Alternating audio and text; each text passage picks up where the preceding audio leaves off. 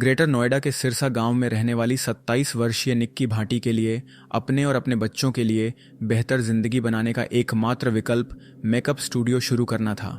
अपनी बड़ी बहन 29 वर्षीय कंचन भाटी के साथ मिलकर उन्होंने एक ब्यूटी पार्लर खोला, कंचन द्वारा मेकओवर, फरवरी 2022 में।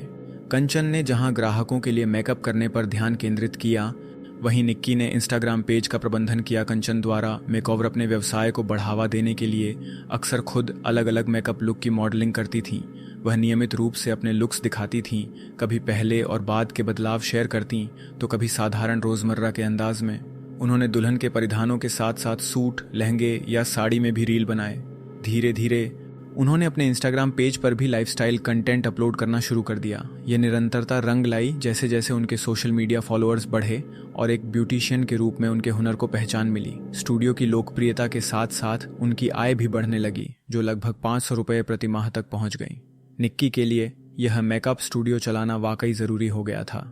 शादी के बाद निक्की की जिंदगी दुख में बदल गई थी। उन्होंने अथक परिश्रम किया, अपने मेकअप स्टूडियो की जिम्मेदारियों, अपने 6 साल के बेटे आवेश की देखभाल और घर संभालने में संतुलन बनाए रखा। इस बीच उनके पति विपिन भाटी बेरोजगार रहे। शुरुआत में वह किराए के पैसे अपनी मौज मस्ती पर खर्च करते थे। दहेज में मिली स्कॉर्पियो कार और रॉयल एनफील्ड बाइक में दिन भर घूमते रहते थे। उनकी निष्क्रियता का सबसे स्पष्ट प्रमाण उनका इंस्टाग्राम अकाउंट था, जिसमें नाश्ते के समय शराब पीने और हुक्का पीने की उनकी तस्वीरें भरी पड़ी थीं।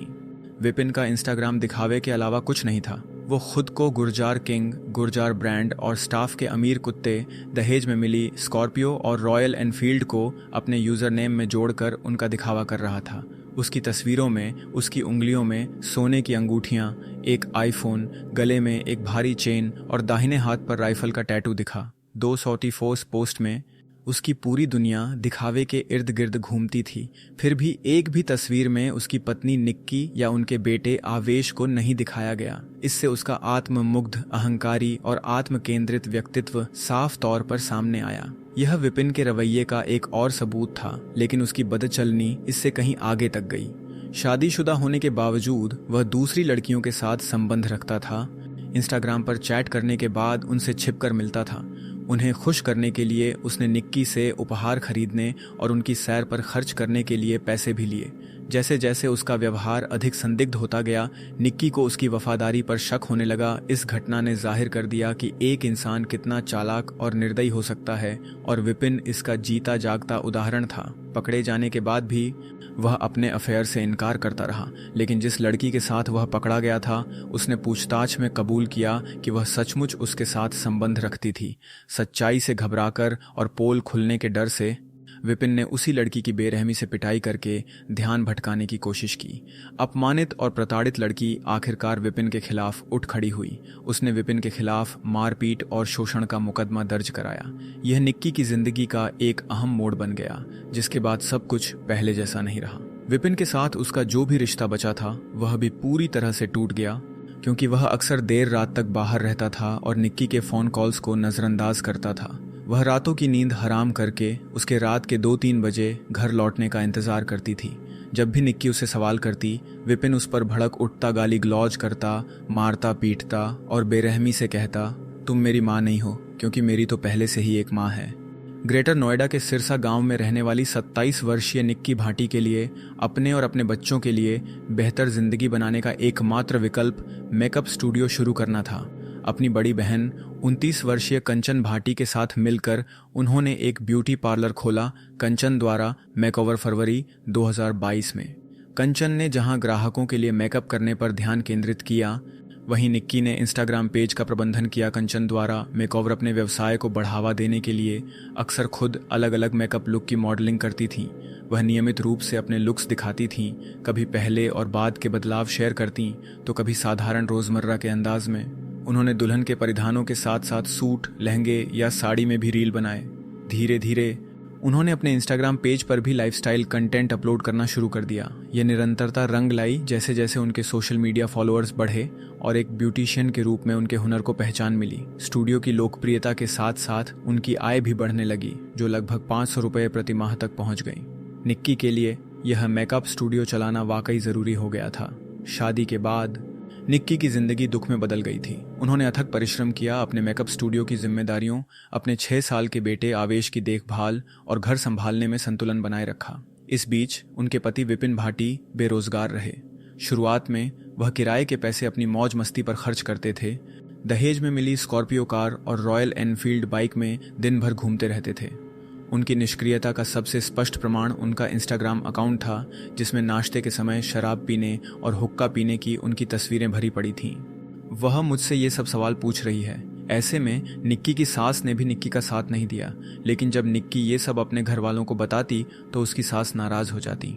निक्की की वो सारी बातें जो पहले विपिन को मंजूर थीं, अब उसे परेशान करने लगी। विपिन न सिर्फ निक्की को मारता पीटता था, बल्कि उसके मेकअप स्टूडियो से कमाए पैसे भी छीनने लगा था।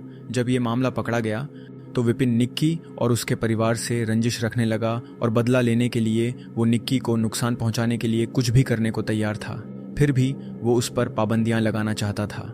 वो निक्की के मेकअप स्टूडियो में काम करने और इंस्टाग्राम पर रील बनाने पर आपत्ति जताने लगा और जानबूझकर घर में इस बात को लेकर झगड़े पैदा करने लगा, ऐसे झगड़े जिनमें निक्की का अपना परिवार भी कभी कभी विपिन का साथ देता था। लेकिन 11 फरवरी 2025 को बात हद से ज्यादा बढ़ गई। निक्की और कंचन एक क्लाइंट के मेकअप में व्यस्त थीं, तभी विपिन को किसी तरह पता चल गया। गुस्से में विपिन तीसरी मंजिल पर स्थित स्टूडियो में घुस गया, निक्की को गालियां देने लगा और काम बंद करने को कहा। इतना ही नहीं, उसने वहां मौजूद महिला क्लाइंट के साथ भी बदसलूकी की। तंग आकर मुवक्किल ने अपने परिवार को बुलाया और जल्द ही दोनों पक्षों में झगड़ा शुरू हो गया। विपिन मुवक्किल के एक परिवार के सदस्य से भिड़ गया और पिटाई और अपमान के बाद उसका गुस्सा बेकाबू हो गया। बाद में उसने निक्की पर अपना गुस्सा निकाला और उसे बेरहमी से पीटा। विपिन की बार बार की हिंसा से तंग आकर निक्की और कंचन ने घर छोड़ने का फैसला किया। उन्होंने अपने बच्चों को ससुराल में छोड़ दिया और अपने मायके चली गईं। मार्च 2025 में होली के बाद विपिन और उसकी मां दयावती ने दोनों बहनों को वापस आने के लिए कहा। इस पर निक्की के पिता भिखारी सिंह ने पंचायत के सामने यह मामला उठाया। पंचायत ने हस्तक्षेप किया और भाटी परिवार के संबंध में अपना फैसला सुनाया। पंचायत ने एक शर्त रखी, निक्की और कंचन तभी वापस आएंगी जब उन्हें परेशान न किया जाए। भाटी परिवार की सहमति से बहनों को उनके ससुराल वापस भेज दिया गया, जहां उन्होंने अपने मेकअप स्टूडियो में फिर से काम करना शुरू कर दिया। कुछ समय के लिए माहौल शांत रहा, लेकिन 21 अगस्त 2025 को सोशल मीडिया पर एक ऐसा वीडियो सामने आया जिसने पूरे देश को झकझोर कर रख दिया। उस हृदय विदारक वीडियो में निक्की दर्द से तड़पती हुई, आग की लपटों में घिरी हुई, जीवन की अंतिम सांसों से जूझती हुई दिखाई दे रही थी। निक्की की दुखद मौत ने सबके मन में एक ही सवाल छोड़ दिया, 21 अगस्त को आखिर हुआ क्या था? क्या ये महज एक हादसा था या कोई सोची समझी साजिश? और अगर ये साजिश थी तो इसके लिए जिम्मेदार कौन था? कौन सच बोल रहा है और कौन गुमराह करने की कोशिश कर रहा है? शो में आपका स्वागत है। मेरा नाम शाश्वत है और आप देख रहे हैं हत्या के पीछे का काला रहस्य। 2016 में उत्तर प्रदेश के गौतम बुद्ध नगर के रूपवास गांव के निवासी भिखारी सिंह पायला एक किसान थे। अपनी मामूली आर्थिक स्थिति के बावजूद उन्होंने अपनी बेटियों के पालन पोषण में कभी कोई कमी नहीं आने दी। उन्होंने उन्हें हर संभव देखभाल और सहयोग प्रदान किया। जब बेटियां दिल्ली पब्लिक स्कूल में अपनी पढ़ाई पूरी कर रही थीं, तब परिवार ने उनके लिए उपयुक्त वर की तलाश शुरू कर दी। इसी दौरान सिंह परिवार के रिश्तेदार भाटी परिवार की ओर से एक प्रस्ताव लेकर आए। ग्रेटर नोएडा के सिरसा गांव के निवासी सतवीर भाटी के पास अपनी किराने की दुकान के अलावा 4-5 किराए की दुकानें और थोड़ी जमीन भी थी। वह अपने घर में अपनी पत्नी दयावती और अपने 2 बेटों रोहित और विपिन के साथ रहते थे। हाल ही में अपनी बेटी तिशा की शादी करने के बाद सतवीर ने अब अपने बेटों के लिए दुल्हन ढूंढने पर ध्यान केंद्रित किया था। भाटी परिवार के दोनों बेटे उस समय कॉलेज में ITI की पढ़ाई कर रहे थे। भिखारी सिंह भाटी परिवार से इतने प्रभावित हुए कि उन्होंने काफी विचार विमर्श के बाद अपनी दोनों बेटियों की शादी उनके परिवार में एक ही दिन एक ही मंडप में 10 दिसंबर 2016 को तय कर दी। विपिन की शादी निक्की से हुई, जबकि रोहित की शादी कंचन से हुई। 2016 में नोटबंदी की आर्थिक चुनौतियों के बावजूद जब कई शादियां टल रही थीं या रद्द हो रही थीं, भिखारी सिंह ने सुनिश्चित किया कि उनकी बेटियों की शादियों में कोई कमी ना आए। उन्होंने सब कुछ व्यवस्थित किया।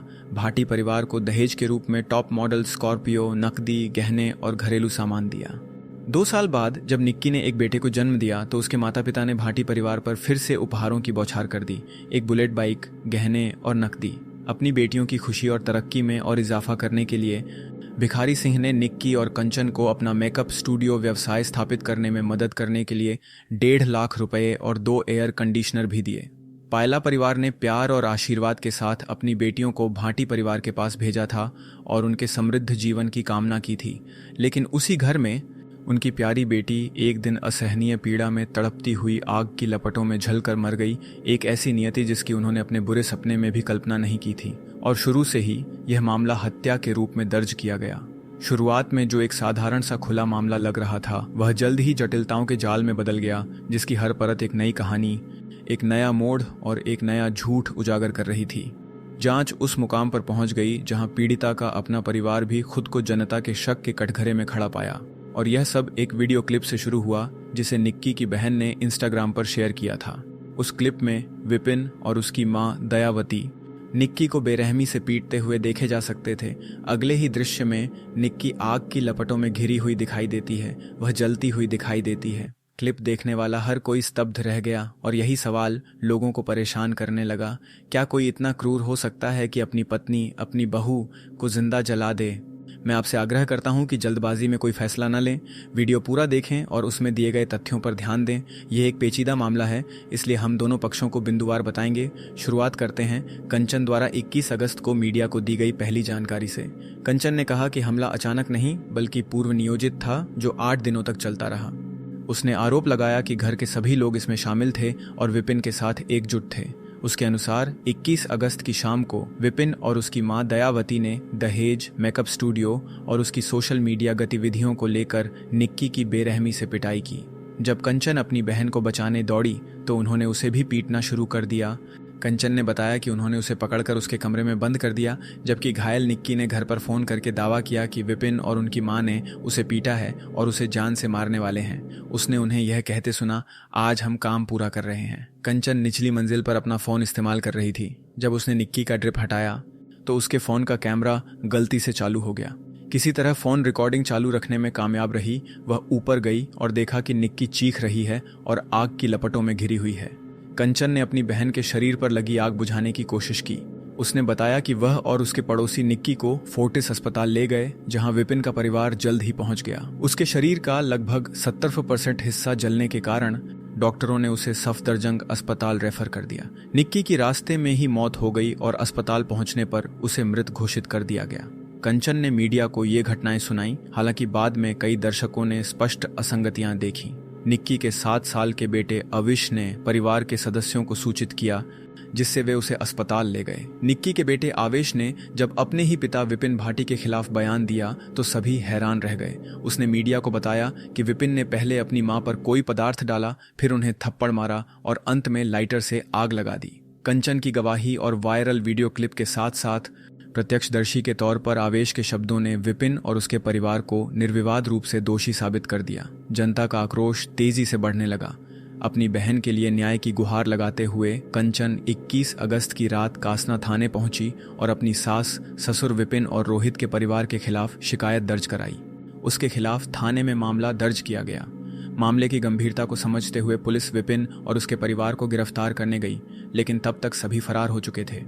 पुलिस ने बताया कि उन्होंने विपिन को उसके मोबाइल लोकेशन के जरिए पकड़ा और उससे पूछताछ करते हुए उस थिनर के बारे में पूछना शुरू किया जिससे उसने निक्की को आग लगाई थी। इसके बाद विपिन की सूचना पर पुलिस उसे उस जगह ले गई जहां उसने बोतल फेंकी थी। वहां पहुंचते ही विपिन ने अचानक पुलिस इंस्पेक्टर की पिस्तौल छीन ली और भागने की कोशिश की।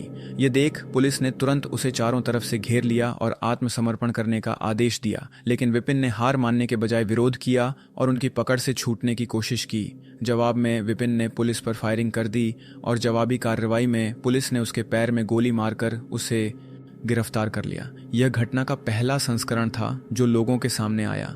बाद में जब पुलिस विपिन को मेडिकल चेकअप के लिए जिला अस्पताल ले गई तो मीडिया ने उसे सवालों से घेर लिया, लेकिन विपिन ने जिस तरह से जवाब दिया उसके भावशून्य और भावशून्य हाव भाव ने लोगों को और भी ज्यादा गुस्सा दिला दिया।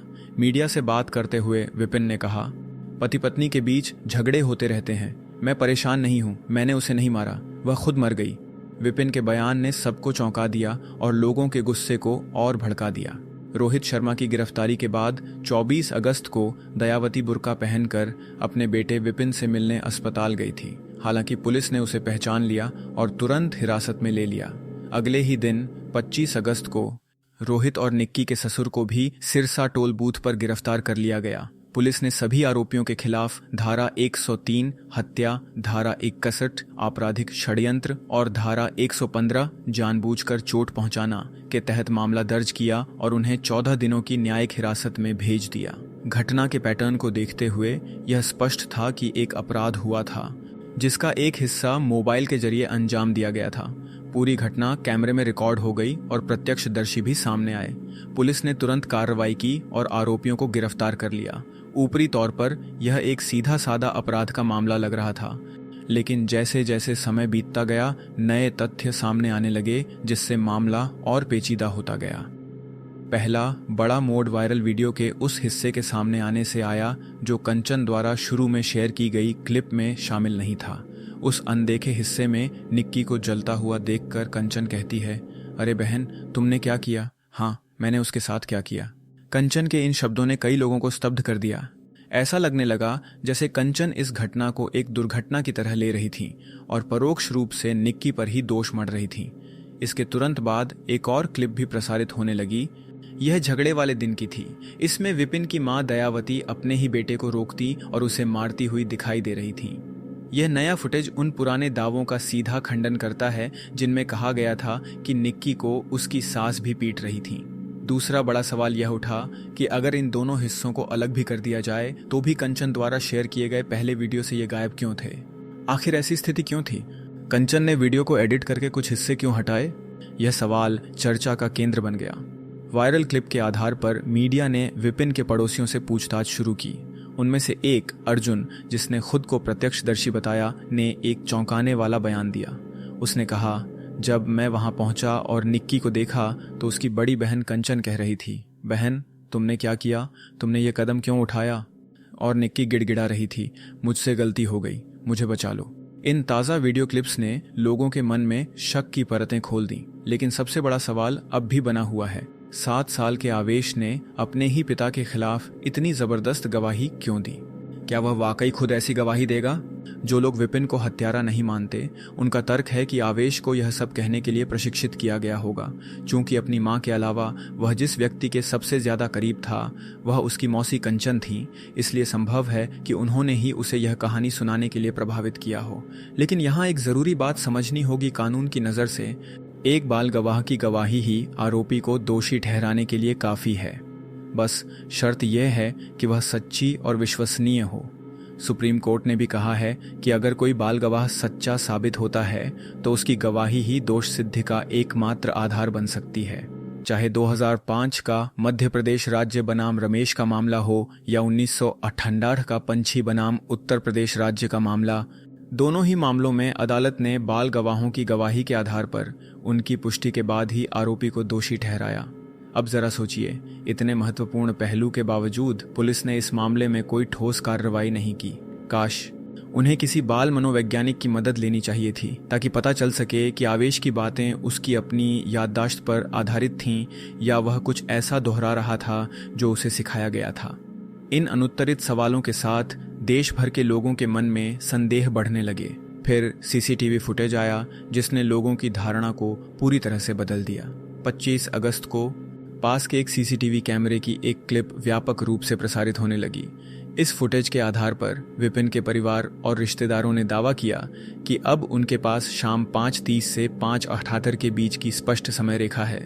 उसी समय ठीक 5:45 बजे वह वीडियो रिकॉर्ड किया गया जिसमें निक्की आग की लपटों में घिरी हुई दिखाई दे रही थी। वही क्लिप जो कंचन ने अपने फोन में कैद की थी। इस बीच एक बेकरी की दुकान के सीसीटीवी फुटेज में विपिन शाम 5:29 बजे कुछ देर के लिए वहां खड़ा दिखाई देता है और फिर अपने घर की ओर चलता है। बाद में वह दुकान पर लौटता है। दूसरी सीसीटीवी क्लिप में निक्की और कंचन के 3 बच्चे भी उसी समय सड़क पर खेलते हुए दिखाई देते हैं। विपिन के परिवार का दावा है कि जब निक्की आग में घिरी हुई थी तब विपिन सड़क पर था। फुटेज में वह सड़क पर भागता हुआ दिखाई दे रहा है और कुछ ही देर बाद बदहवास हालत में बाहर आकर अपने चाचा के बेटे देवेंद्र से मदद मांगता है। विपिन के रिश्तेदारों और आसपास के दुकानदारों ने भी इस बात की पुष्टि करते हुए कहा कि घटना के समय विपिन घर के अंदर नहीं बल्कि दुकान पर था। वह घर के अंदर नहीं था। विपिन को बाहर सड़क पर टहलते हुए देखा गया था और उस समय तीनों बच्चे उसके साथ थे। बच्चे नीचे खेल रहे थे और प्रत्यक्षदर्शियों ने जोर देकर कहा कि उन्होंने विपिन को भी वहीं खड़ा देखा था। उनके अनुसार उन्होंने अपनी आंखों से देखा कि वह बाहर था, अंदर नहीं। हालांकि सीसीटीवी फुटेज में दिखाई गई टाइमिंग अलग अलग थी, जो डीवीआर सिस्टम में किसी गड़बड़ी के कारण भी हो सकती है। इसलिए पुलिस के लिए यह जरूरी हो जाता है कि वह घटनाओं के सटीक क्रम की पूरी जांच करे, टाइमिंग की पुष्टि करे और यह भी सुनिश्चित करे कि सीसीटीवी फुटेज में दिख रहा व्यक्ति वास्तव में विपिन ही था। लेकिन क्या यह सच है या नहीं? कई लोगों को अब भी शक है कि विपिन निक्की को आग लगाने के बाद ही बाहर आया होगा। जब दोनों तरफ के बयान झूठे साबित हों या बदलते रहें तो लोगों का भरोसा उठना स्वाभाविक है, और यही हुआ जब कंचन के बयान बदलने लगे। शुरुआत में उसने दावा किया कि पड़ोसियों की मदद से वह निक्की को फोर्टिस अस्पताल ले गई, लेकिन बाद में एक और बयान में कंचन ने कहा कि निक्की के कपड़े आग में जल गए थे, इसलिए उसने उसे तौलिए से ढक दिया और आग बुझाने की कोशिश में वह बेहोश हो गई। लेकिन जब पुलिस ने सीसीटीवी फुटेज चेक की, अस्पताल के कर्मचारियों से बात की और उस समय मौजूद पड़ोसियों से जानकारी ली, तो तस्वीर कुछ और ही सामने आई। यह साफ हो गया कि निक्की को असल में विपिन की कार से अस्पताल ले जाया गया था, जिसे उसके चाचा का बेटा देवेंद्र चला रहा था। यह जानकारी फोर्टिस अस्पताल के पुलिस सूचना पत्र में भी दर्ज थी, जिसमें बताया गया था कि घर में गैस सिलेंडर फटने से मरीज का शरीर बुरी तरह जल गया था। हालांकि पुलिस जांच के दौरान घटनास्थल से एक खाली थिनर की बोतल और एक लाइटर बरामद हुआ और सिलेंडर फटने का कोई सबूत नहीं मिला। इस तरह सिलेंडर फटने का दावा ही संदेह के घेरे में आ गया। जब मीडिया ने देवेंद्र से अस्पताल के पर्चे के बारे में पूछा तो उसने दावा किया कि वह निक्की ने ही लिखा था। उसके अनुसार निक्की ने कहा था कि वह स्वस्थ है और उसने डॉक्टरों से परामर्श करने या सीसीटीवी कैमरे जांचने को कहा था और यह आश्वासन दिया था कि सच्चाई सामने आ जाएगी। पुलिस ने इसकी पुष्टि तो की, लेकिन पूरी जांच करने के बजाय एक बेबुनियाद बयान जारी कर दिया कि निक्की ने अपने ससुराल वालों को जेल जाने से बचाने के लिए झूठ बोला होगा। कई लोगों के लिए यह चौंकाने वाला था कि पुलिस मामले के इतने महत्वपूर्ण पहलू की ठीक से जांच करने में विफल रही और सच्चाई की तह तक नहीं पहुंच सकी। सबसे बड़ा सवाल जो सबके मन में घूम रहा है वह यह है कि जब निक्की जल रही थी तो कंचन अपनी बहन को बचाने की कोशिश करने के बजाय वीडियो क्यों बना रही थी? कंचन ने मीडिया को स्पष्टीकरण जरूर दिया, लेकिन लोगों के लिए उसे तार्किक रूप से स्वीकार करना मुश्किल था। उसने कहा, मैंने वीडियो इसलिए बनाया क्योंकि हमें लंबे समय से पीटा जा रहा था और वे हमसे पूछते थे कि हमारे पास क्या सबूत है, इसलिए मैंने इसे रिकॉर्ड कर लिया। लेकिन हकीकत यह है कि वीडियो बाद में भी बनाया जा सकता था। शरीर पर जलने के निशान हैं और सबसे बड़ी बात, मेडिकल रिपोर्ट सबसे मजबूत सबूत है। ऐसा वीडियो रिकॉर्ड करना तभी समझ में आता जब अपराधी निक्की को आग लगाते साफ दिखाई देते। कुछ जानकारों ने यह भी बताया कि जब कोई जलते हुए व्यक्ति को बचाने की कोशिश करता है तो आमतौर पर उसके अपने हाथ कम से कम मामूली रूप से जल जाते हैं, लेकिन इस मामले में कंचन के साथ ऐसा कुछ नहीं हुआ। इस बीच निक्की के परिवार ने भाटी परिवार पर दहेज उत्पीड़न का आरोप लगाया और इसे निक्की की मौत की असली वजह बताया। उनका आरोप है कि भाटी परिवार 35 लाख रुपए दहेज की मांग कर रहा था और उनकी नज़र एक नई मर्सिडीज कार पर भी थी जो हाल ही में निक्की के मायके आई थी। लेकिन इस मामले में एक ऐसा मोड़ आया जिसने दहेज के आरोपों पर गंभीर संदेह पैदा कर दिया। यह मोड़ तब आया जब निक्की के भाई रोहित पायला की पत्नी मीनाक्षी ने आगे आकर कंचन के माता पिता पर कई गंभीर आरोप लगाए। मीनाक्षी ने खुलासा किया कि उसने 14 फरवरी 2016 को निक्की और कंचन के भाई रोहित पायला से शादी की थी। शादी के समय उसके पिता ने उसके ससुराल वालों को जमीन का एक टुकड़ा, 20-30 तोले सोना, फर्नीचर और अन्य जरूरी सामान दिया था, लेकिन शादी के एक हफ्ते के बाद ही उसे परेशान किया जाने लगा। वे उसे यह कहकर परेशान करने लगे, तुम्हारे पिता ने तुम्हें एक कार दी है ताकि अगर मेरे बेटे का कभी एक्सीडेंट हो जाए तो तुम उसके लिए एक कार ला सको। मीनाक्षी ने आगे बताया कि शादी के बाद से ही उसके ससुराल वाले, जिनमें उसका पति रोहित और यहाँ तक कि कंचन और निक्की भी शामिल हैं, उसके साथ मारपीट करते रहे हैं। मीनाक्षी के मुताबिक निक्की और कंचन उसे छोटी छोटी बातों पर लगातार धमकाते और घर से निकल जाने को कहते हुए कहते, हमारा भाई तुम्हें नहीं रखेगा, हम उसकी दूसरी शादी करवा देंगे। उसने आगे कहा कि रोहित अक्सर महीनों घर से बाहर रहता था और जब लौटता तो बंदूक की नोक पर उसे घर से निकल जाने की धमकी देता। मीनाक्षी ने यह भी दावा किया कि रोहित के कई महिलाओं के साथ अवैध संबंध थे। तंग आकर मीनाक्षी ने 2020 में रोहित के खिलाफ दहेज उत्पीड़न का मामला दर्ज कराया, लेकिन पंचायत के फैसले के बाद मामला वापस ले लिया गया। जब वह ससुराल लौटी तो उत्पीड़न फिर शुरू हो गया। उसने कहा कि उस पर दबाव डाला गया और 2 बार गर्भपात के लिए मजबूर किया गया। मीनाक्षी ने यह भी आरोप लगाया कि रोहित के अन्य महिलाओं के साथ अवैध संबंध थे और उसके ससुराल वालों को इसकी जानकारी थी। उसने लगातार अपमान और धमकियों का वर्णन किया और डर था कि एक दिन उसे और उसकी बेटी को घर से निकाल दिया जाएगा। मीनाक्षी बेघर हो गई और ठीक वैसा ही हुआ। जब तक उसके पिता उसके ससुराल वालों निक्की कंचन के माता पिता को आर्थिक मदद करते रहे, वे शांत रहे। लेकिन 2020 में उसके पिता के निधन के बाद उसके ससुराल वालों ने उसे हमेशा के लिए घर से निकाल दिया।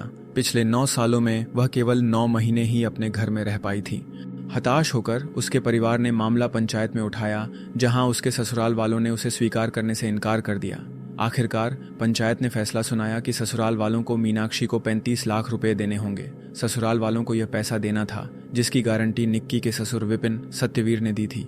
लेकिन जब कुछ दिनों बाद भी पैसे नहीं दिए गए तो मीनाक्षी अपने ससुराल लौट आई। वहां लड़के के परिवार ने उसे बुरी तरह पीटा। जब मीनाक्षी का भाई बीच बचाव करने पहुंचा तो रोहित पायला ने उसे गोली मार दी। घटना के बाद 30 जून 2024 को रोहित पायला के खिलाफ हत्या के प्रयास का मामला दर्ज किया गया और उसे 4 दिन जेल में बिताने पड़े। रोहित का गलत कामों का इतिहास रहा है। उसने कभी अच्छी नौकरी नहीं की और कभी कभी चोरी के मामलों में शामिल रहा।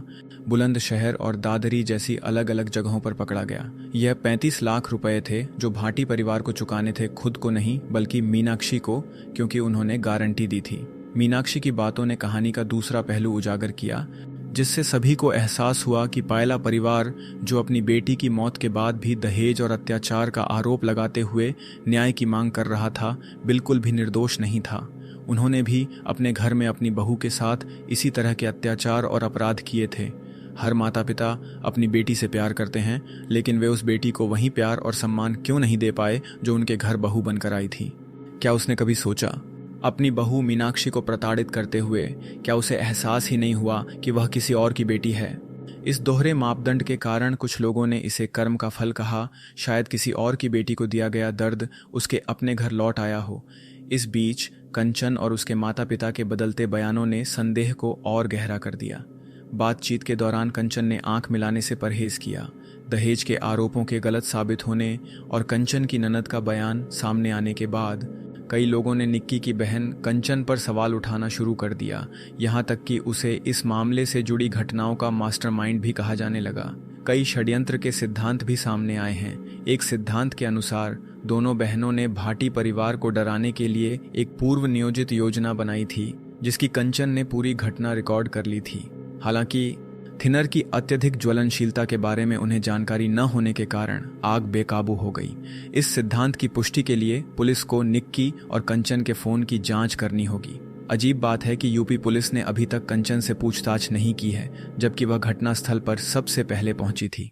निक्की के पास फोन था, लेकिन यूपी पुलिस ने सिर्फ एफआईआर के आधार पर ही उसे पूरा सच मानकर आगे बढ़ना जारी रखा। जांच में यह एक तरफा रवैया गंभीर सवाल खड़े करता है। अजीब बात है कि निक्की का फोन अभी भी गायब है। अब वह किसके पास है? इतने अहम सबूतों से भरा फोन तभी गायब होगा जब उसमें ऐसे राज हों जो मामले की दिशा बदल सकते हों। कंचन ने विपिन के परिवार पर निक्की का फोन गायब करने का आरोप भी लगाया, लेकिन अगर उन्होंने ऐसा किया तो सवाल बना रहता है, क्यों? अगर ऐसा होता तो जब कंचन बेहोश थी तो उसका फोन जिसमें वीडियो रिकॉर्डिंग थी सबसे पहले ले जाया जाता। विपिन भाटी के पड़ोसियों ने बताया कि निक्की की मौत के बाद कंचन ने गहनों समेत सामान से भरे 5-6 बड़े सूटकेस अपने मायके ले गई। यहाँ तक कि घटनास्थल की सुरक्षा के लिए पुलिस द्वारा लगाए गए ताले भी तोड़ दिए। ऐसी हरकतें अपने आप में गैरकानूनी हैं। ऐसी स्थिति में ये किसी को भी हैरान कर देता है। कंचन आखिर क्या पैक करके अपने साथ ले जा रही थी? इन अनुत्तरित सवालों ने लोगों की उलझन और बढ़ा दी है। कंचन के आरोपों पर पूरी तरह यकीन करना मुश्किल है, लेकिन यह भी सच है कि विपिन कोई संत नहीं था। वह न सिर्फ गुस्सैल और बदचलन था, बल्कि उसके कई महिलाओं के साथ संबंध भी थे। इन संबंधों के उजागर होने के बाद उसने निक्की के साथ बुरा व्यवहार करना शुरू कर दिया। सही का साथ देने का मतलब दूसरों की गलतियों या खामियों को नजरअंदाज करना नहीं है। इस मामले में विपिन की कमियों को छिपाने के लिए एक इंस्टाग्राम अकाउंट भी बनाया गया था, जिसमें उनके बेटे अविश के साथ उनकी रील और तस्वीरें थीं। इस अकाउंट का मकसद उन्हें एक समर्पित पारिवारिक व्यक्ति के रूप में दिखाना था, लेकिन असल में विपिन ने ये वीडियो अपने निजी अकाउंट पर कभी अपलोड ही नहीं किए। अभी तक कोई ठोस सबूत सामने नहीं आया है जिससे साबित हो कि निक्की को विपिन या उसके परिवार के किसी सदस्य ने आग लगाई थी। इसके विपरीत सीसीटीवी फुटेज, निक्की का अस्पताल में दिया गया बयान, कंचन और उसके पिता के विरोधाभासी बयान, विपिन के पड़ोसियों और चश्मदीदों के बयान और सबसे अहम निक्की की भाभी मीनाक्षी के खुलासे, इन सब ने मामले की तस्वीर बेहद अस्पष्ट बना दी है।